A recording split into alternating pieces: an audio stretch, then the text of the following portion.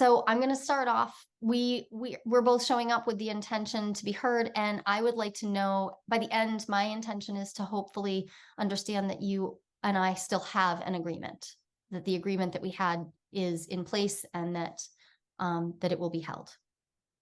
What's your intention? My intention is to fully hear where you're coming from and to look for ways to avoid the situation in the future. Okay, so we would regulate ourselves, regulate together, and then my job is to dive in with sharing using I statements. When you came home last night, you were late by over 45 minutes. I felt really stressed. I felt unsure about what was happening. And I also felt really scared. I was really scared and I was really angry. I had done all the things that I plan to do when I'm trying to settle in for the evening. I had gotten my weighted blanket. I'd gotten my heating pad. I was like nestled in, and I felt like I was white knuckling it, waiting for you to come home. And then I had made it to the time when I thought I had to make it to. And then you still weren't there. And it hurt. And I'm sad, mad. So I'm hearing you say that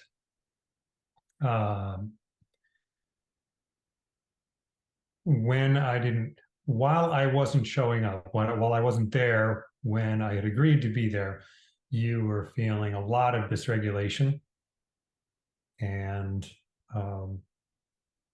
discomfort and sadness and anger.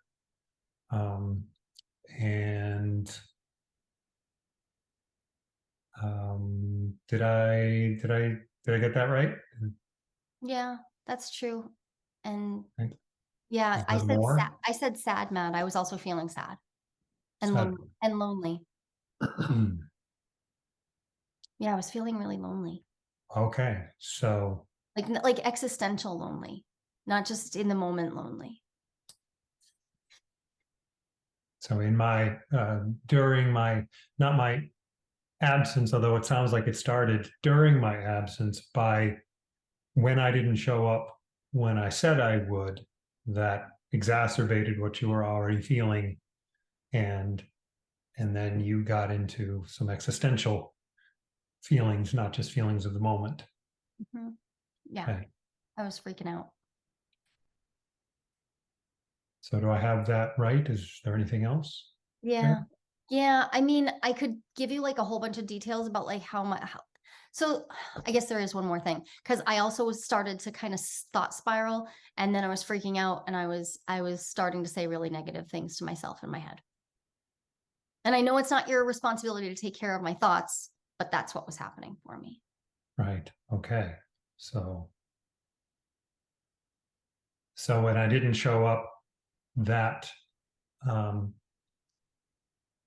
that fed into some of your parts, your experiences that led you to that created a situation that you responded to with these negative internal experiences. Yeah. Which Okay. just feels like a loop I get stuck in. Yeah. So I felt stuck. Okay. Yeah. So I would, now we move on to step 2. you could move to validate now. Yeah. I feel understood. Okay. So your description of your experience of feeling lonely and troubled and negative, that makes sense to me because of the pattern of our relationship times that I have not been there for you when I said I would, not followed through. And so I can understand that you would then start questioning things yourself, the the world you've built, given that that our relationship is predicated on each of us showing up to the things that we said we would do. And when I don't, that gives you wobbles. Yeah. Does that feel like I'm hearing you? Mm-hmm. Yeah. And I'm scared that this is never going to feel better. Mm-hmm. Are you scared that this situation won't feel better, or that this is a pattern that will continue and you'll continue to feel this way about our relationship? Yeah. I'm scared of the pattern, and I'm scared that I won't know how to resource myself better. I don't even know where to begin at this point. Like, I did all the resourcing I could on my end, I thought, and so I don't know what to do next. Right. And that makes sense to me, because there have been strong patterns, and we've already talked about how those patterns interplay with your, not just your pattern with my relationship, but patterns of your parental relationship and your previous relationships. So that would, I can totally understand that would leave you in a very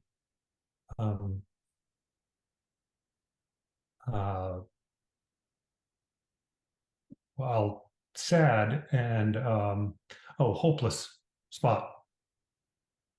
Mm-hmm. Yeah, that is how it felt. Yeah. What else do I need to know to understand your perspective? I think you got it. But when you said hopeless, yeah, that's how I was feeling.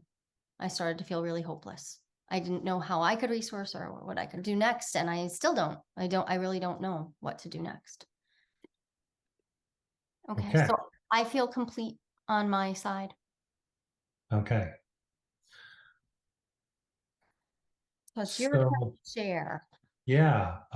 So from my side, what I want to be seen for, um, I I know I was out of integrity with our agreement, and I know part of me is trying to make up excuses for it. And some of those things are just things that I want to be seen. So on my way back, the traffic was completely out of control, and I didn't feel like I was in a safe place to stop and text you. Mm. Now, I'm aware that I might not have. There may have been ways for me to do that, but I didn't feel comfortable doing that where I was. And I was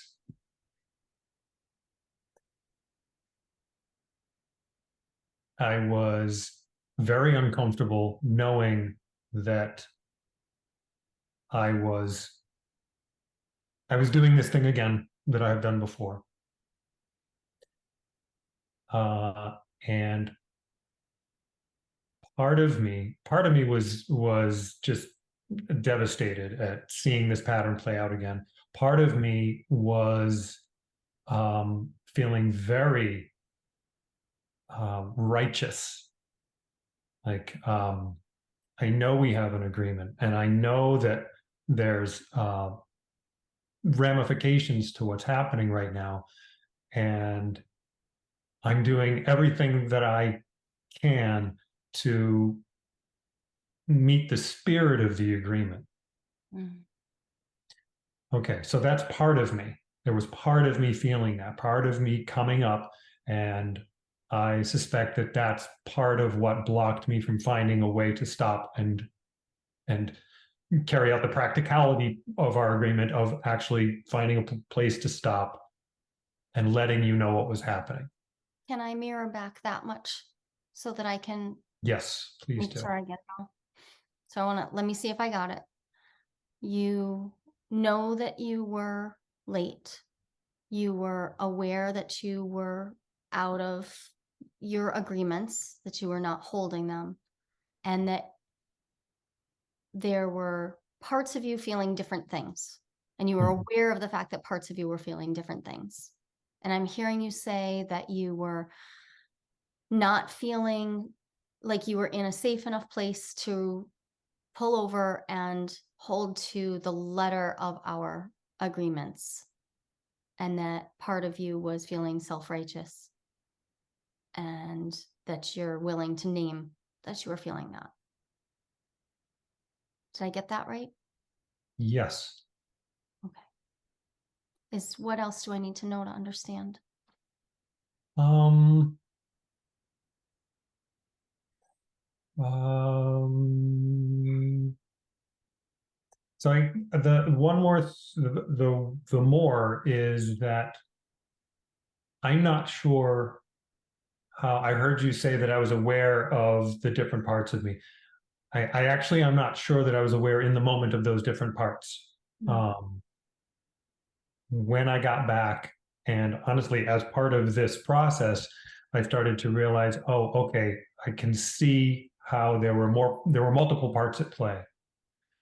Um, and now I can see how those parts of me interfered with the creativity that would have let me keep the agreement, which is why I don't want to change the agreement at all. I want it to stay exactly the same.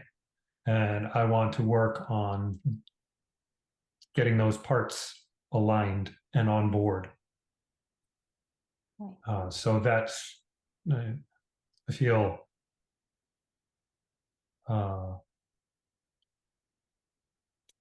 yeah, I feel kind of uncomfortable asking you for that, because I'm basically asking you to experience this pattern for longer while I solve it, rather than just solving it right away. Okay. Let me see if I got it. That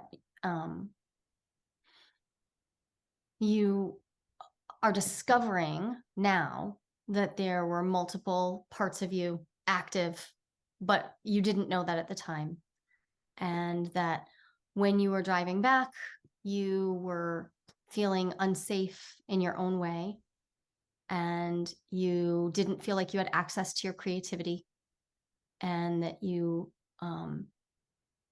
now you are noticing that you do want to uphold the agreement that you've made, and that you don't want to change that, but that you're aware of the fact that that means you're asking me to bear this longer.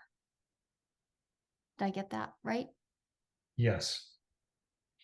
Is there anything else that I need to know? Is there more to this? No, I just want to restate my commitment to the agreement in its current form without modification.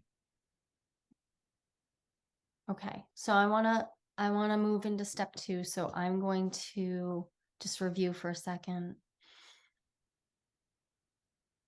Okay, it makes sense to me that you felt unsafe. I know that you don't like driving in traffic. I know it was late.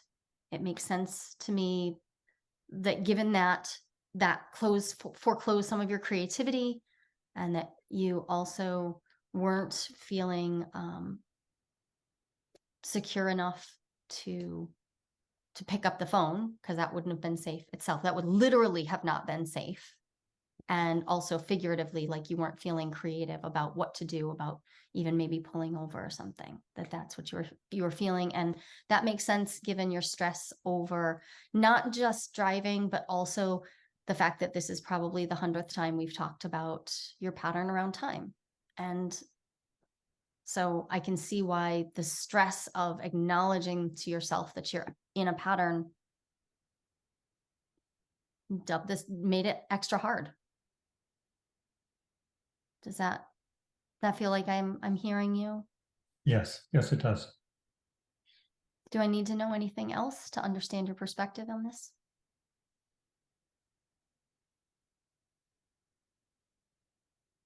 No, I think that's the picture. So I'm going to move to step 3. I imagine that last night you probably felt afraid of getting caught, that you probably felt like kind of like in your little boy self, like you were supposed to do something, and then I imagine that you felt like a sense of guilt and a sense of like, why do I have to answer to anyone? And right now I can imagine that you're feeling a different kind of guilt, a more grown up guilt, or even shame about having not held your agreement. Um, is that how you feel or felt last night? Yes, that's some pretty advanced empathizing because I didn't say any of that, but it's accurate. Yes. This is not my first rodeo with you. Is there more that you were feeling?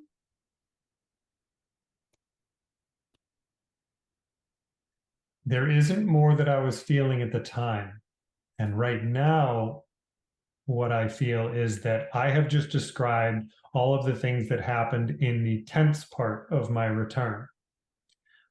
Before I left to come home, I could simply have said, I'm leaving now. I don't know how long I'll be. And that would have addressed, I can see how that would have addressed our agreement better than what I did.